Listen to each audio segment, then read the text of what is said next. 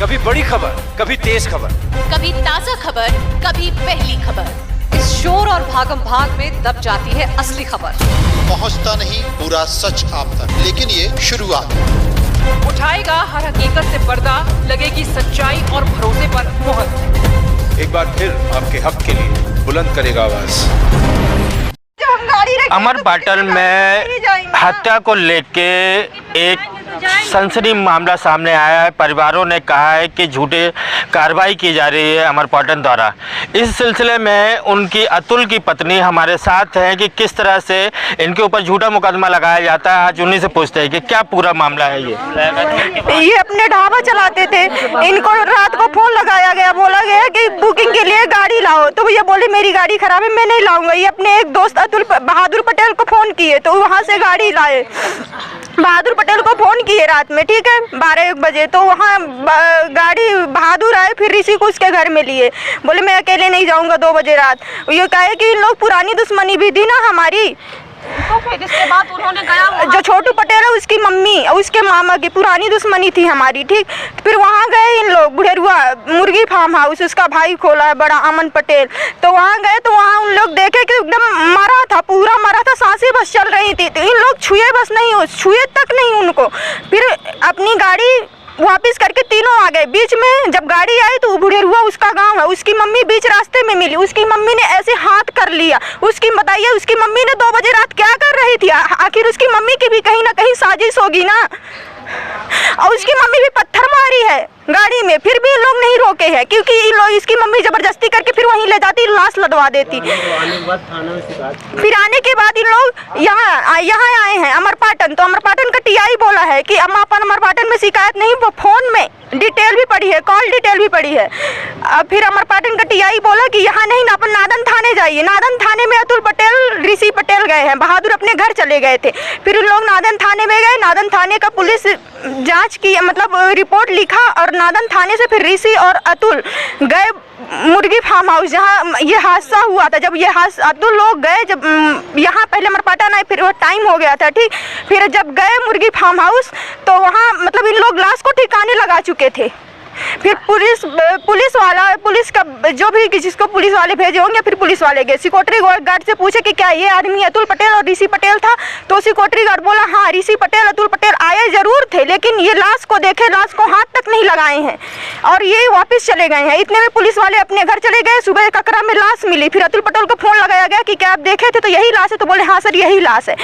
और आपको जानकारी कहाँ से मिलेगी ये पूरी? जानकारी इसलिए मिली कि उसका भाई रात को हमारे में फोन लगाया था, अमन पटेल 3 बजे।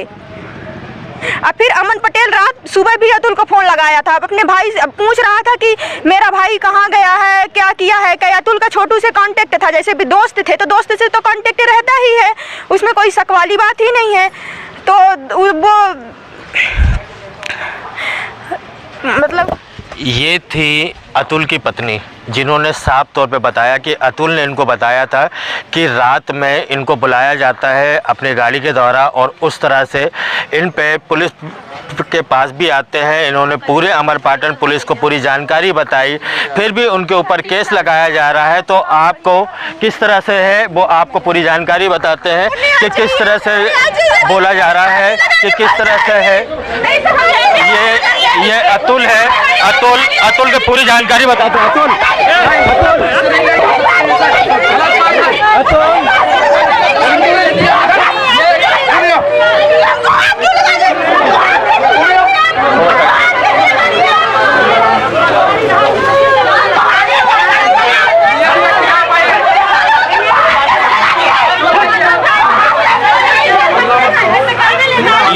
विवाद की स्थिति हो रही है। जिस तरह से अमरपाटन पुलिस विभाग लेके जा रहे थे इनको अदालत, तो परिवार लोग रोक रहे हैं, इसमें पूरी तरह से है।